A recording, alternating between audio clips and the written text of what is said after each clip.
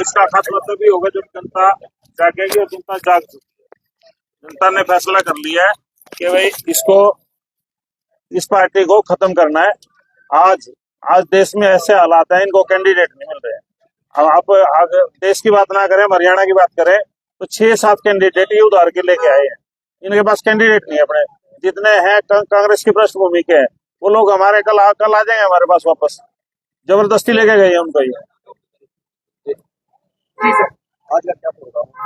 आज उपवास रखा है और भारतीय जनता पार्टी इस देश में जो तानाशाही का तंत्र लाना चाहती है, जनतंत्र की हत्या करना चाहती है।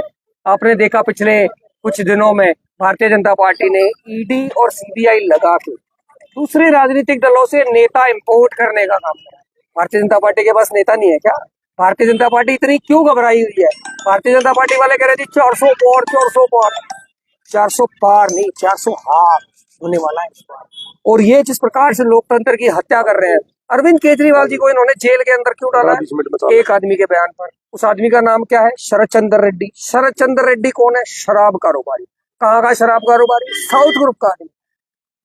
कौन आदमी? वो आदमी जिसको ईडी ने किंग पिंग कहा था शराब घोटाले का। वो आदमी जो ईडी गिरफ्तार करती है जिसको, उसको किंग पिंग कहती है।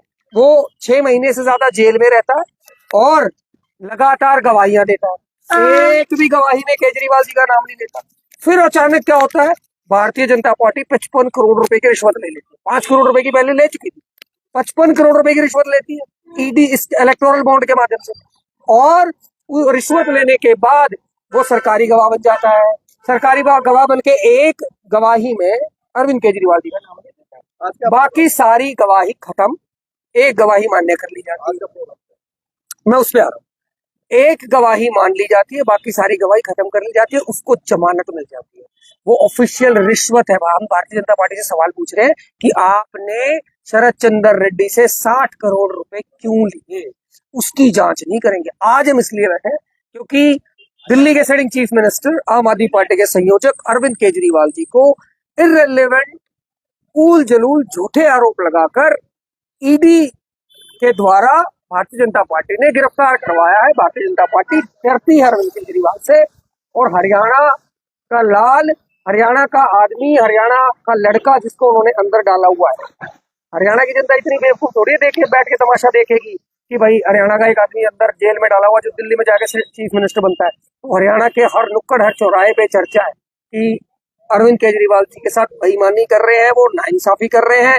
इनके पास कैंडिडेट है नहीं। कुरुक्षेत्र में इनको कैंडिडेट नहीं मिला, कैंडिडेट लेके आए कहां से? कांग्रेस से। कौन? नवीन जिंदल, जिसको कह रहे थे ये तो भाई साहब कोयला चोर है, कोयला घोटाला कर लिया, घोटालेबाज है, उसको टिकट दे रहे हैं।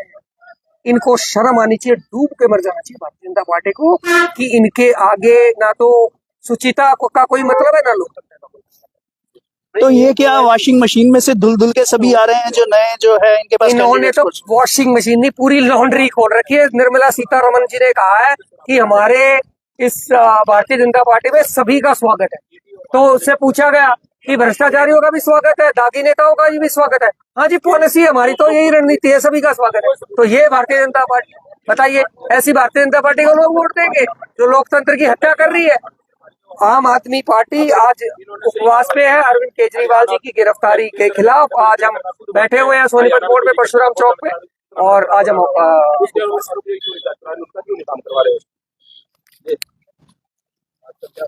क्या कहना चाहेंगे आप? समर्थन देने पहुंचे हैं, कांग्रेस पार्टी से हैं। केजरीवाल जी का जो जेल में उनको बंद किया है नाजायज तरीके से, गलत तरीके से, भारत के दो मुख्यमंत्रियों को बंद किया है। सोरेन जी को, अरविंद केजरीवाल को, उनका जो उपवास है धरने का समर्थन देने के लिए 3 छोटरा विचार समिति आई है। और इंडिया महागठबंधन जो है, इंडिया महागठबंधन के समर्थन देने के लिए सभी दलों के नेता आए हुए हैं। और इन्होंने लोकतंत्र की हत्या की है। भारतीय जनता पार्टी ने ये किसी को नहीं पलटने देना चाहती। सबसे भ्रष्ट पार्टी भारतीय जनता पार्टी है। और जैसे कि कुरुक्षेत्र में सुशील गुप्ता जी बहुत भारी मतों से जीतेंगे, और नवीन जिंदल को ये कहते थे भाई ये कोयला चोर है, कोयला चोर है। सभी इसमें कम से कम 6 भारतीय जनता पार्टी ने कांग्रेस के नेताओं को लोकसभा की टिकटें दी है। और हम भी चौधरी वीरेंद्र सिंह जी और हम सभी साथी 9 तारीख को मंगलवार को सुबह अकबर रोड पे कांग्रेस पार्टी ज्वाइन करेंगे। सोनीपत जिले से भी सैकड़ों साथी पदाधिकारी जाएंगे। एक और है कि आप तो पत्रकार हो, एक है 400 पार, हरियाणा में देख लो ना 400 पार, इनके कैंडिडेटों को गांव में नहीं घूमने दे रहे। हर जगह जगह उनका बहिष्कार हो रहा है। ये खट्टर को नहीं घूमने दे रहे, रणजीत चौटाला को नहीं घूमने दे रहे, भाई तौर को नहीं घूमने दे रहे, यहाँ मोहन बड़ोली है उसको नहीं गांव में घूमने दे रहे। और तो कहाँ से आएंगे 400 हार है जी। हाँ, और हम आखिरी दम तक लड़ेंगे जितना हमारा नेता केजरीवाल जी पार नहीं आएंगे ना, इतना हम आखिरी दम तक। ये है कि नहीं कि हम आज यहाँ थोड़े आदमी आए, आदमी तो हम मन माना यहाँ जाम भी लगा दें, पर हम वो नहीं चाहते। हम अपने अनुसार तरीके से काम करेंगे जी। अन्याय किसी के साथ भी हो, पार्टी कोई भी हो, हमने उस बात पे नहीं, लेकिन अन्याय हो रहा है तथा हम खड़े हैं। और जो ये कह रहे हैं 400 पार, ये 40 पार तक कर लो, कोई गांव में नहीं घुसने दे रहा था। कौन कहाँ से 400 पार हो जाएंगे? सबके साथ, बेटियों के साथ अत्याचार किया, वहाँ किसान मारे उसी को टिकट दे दी। इनके पास बड़ी वॉशिंग मशीन, भाई जो दुनिया को मार रहा है उसको भी टिकट दे रहे हैं, जो अन्याय कर रहे हैं उनको भी टिकट दे रहे हैं। इनका तब अंत आ चुका है, अहंकार इतना हो गया, वो अंत है।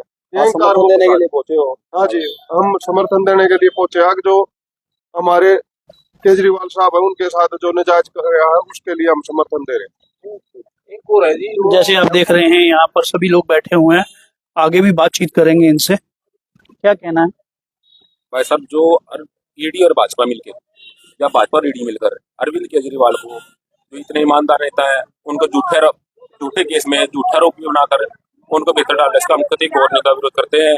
इसके लिए आज हम उपवास में बैठे हैं। भाजपा सरकार ईडी अपने विपक्षी नेताओं को झूठे आरोपों में भीतर डालने का काम कर रही है। इन्हें पता है कि अगर अरविंद केजरीवाल जी अपनी रैली करेंगे, रोड शो करेंगे, इतना वजूद इनके पास मिलता चलेगा। और 2024 में विपक्ष जो इकट्ठा हो रहा है, हमारे इंडिया गठबंधन एक तरफा जीत की ओर जा रहा है। इसके डर के कारण भाजपा अपने डरी हुई है, इसके कारण इनको अरविंद केजरीवाल जी को भीतर डाला है।